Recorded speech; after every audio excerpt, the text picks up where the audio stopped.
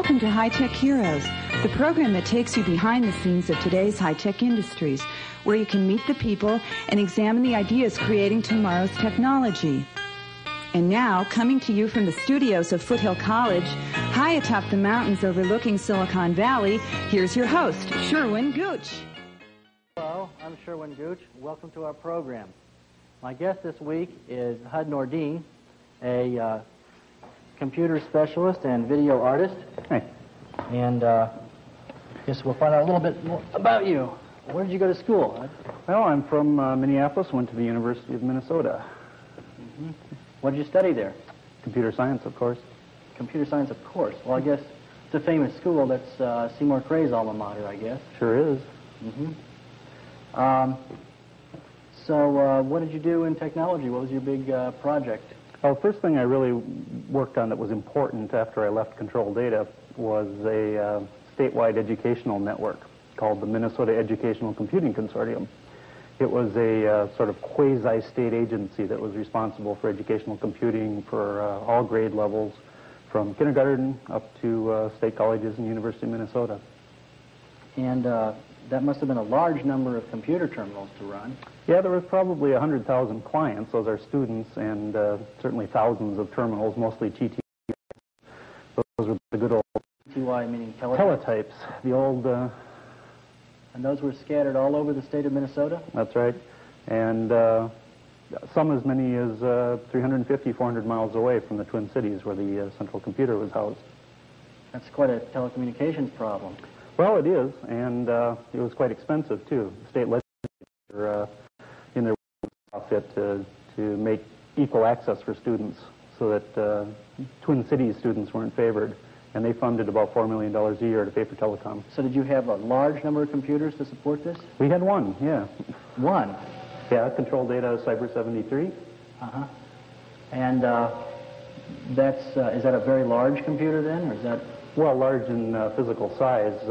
Actually, its equivalent today would be a high-end desktop computer. Really? Yeah.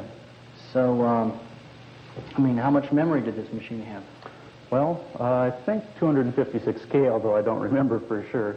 They didn't have very much in those days, although those are 60-bit words instead of the normal 8-bit. So that would be about 2 megabytes, roughly? You compute it, yeah. Not very much. And how much mass storage? Quite a bit. Counting in my mind, I see about 10, 12 disk drives, each with probably 100 megabytes. So there was quite a bit of mass storage. I have an example of the technology we used in those days.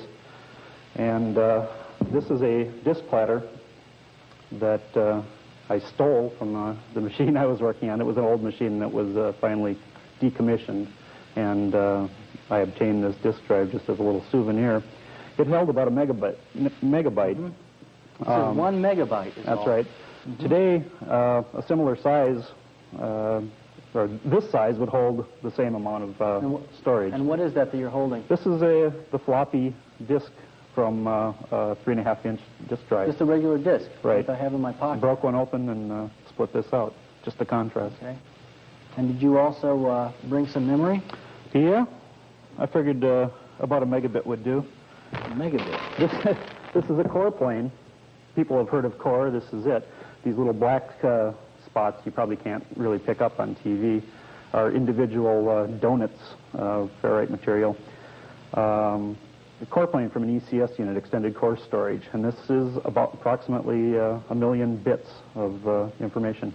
Amazing. And this is a chip of today, which would hold just about the same amount of information. Right. So it's a little bit smaller. Well, 20 years is a long time, I guess. 20 years, yeah. Let me get this out of the way. So what did you do after you left Minnesota? Well, I think I was suffering from a bit of burnout and had to get away from computing for a while, so I traveled for a year. Spent some time mostly in Taiwan. And did you see any of the Taiwan manufacturing there? Or? Yeah, a little bit. Mostly I was interested in the educational facilities. I was contemplating teaching there and checked out their computing facilities, which were some years back from ours at the time. But And so what did you do next?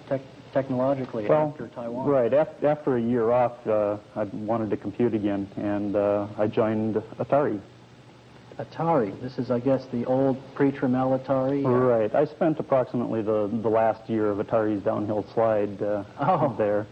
It was not a pleasant time. That must have been quite interesting. Well, what did you get accomplished while you were there? Well, I did work on their disk operating system, their file system, a new version of that, and also really the last person to touch the operating system. So you did the operating system for, now these are game machines or the computers? These are the home computers, the 400, 800, 1200 XL line, and also some machines that never saw the light of day, the 1400 and 1450. Oh, well, that's hot machines. Quite a few machines. What did you do after Atari went down the big slide? Yeah, Atari was a real problem and pretty depressing, but many friends of mine were at Atari to try to do a national network, Atari Central we were going to call it, that would have provided electronic mail, multiplayer games, similar sort of thing, software downloading that you could do with a large central system. And it seemed like Atari was the ideal place to do it because Atari was owned at that time by Warner Communications, and Warner was heavily into cable TV at the time. We felt that cable was an ideal distribution media for that. Well, and so did you build Atari Central? No, it was never funded. We had a lot of pleasant dreams about it, though. Oh, that's really sad. Yeah. Did you find somebody else who was working on a gigantic network like MEC or Atari Central? Yeah, fortunately I did. It was a dream I've always had. And Paul Barron of Packet Cable. Paul Barron is the inventor of packet switching, although he didn't name it, but he invented the concept. That's a pretty fundamental telecommunications idea. And he's applied it in a lot of companies that he's founded, and Packet Cable was one of them. It later became known as Packet Technologies, but their goal was to do two-way interactive cable TV, where you could sit at home. Besides getting your normal cable services, you could get data services. You could have bank at home, shop at home, multiplayer games again, electronic mail, anything you can do with a computer. Well, that sounds really. like a dream. I'd like to have that in my home. What happened? It was an amazing system. About 100 people built it, and it was working. And this worked over cable television, right? So it had to work outdoors in the heat, yeah, and extreme the cold. environments, and it was really slick. You could come into an absolutely dark home and pick up your remote control and hit 3 keys, and you could be, for instance, inside CompuServe or Dow Jones service or any of the other large information providers, besides watching television, of course. Well, that sounds great to me. It sounds like what the future should be. Well, I wish you would have bought one at the time. We had a problem selling them. It was a very conservative industry, and hard to convince a cable operator who only knows about HBO and Showtime that electronic mail was something that was going to make you money. So can I buy one of these now? No, the company failed. Oh, I'm sorry to hear that. Yeah. So where did you go after that company failed? Well, I thought I'd take it easy for a bit, and did, but eventually wound up at Apple Computer. Uh-huh. And can you tell us what you're doing at Apple? Or? Well, I can't tell you very much. I work for the communications product development department, a long name.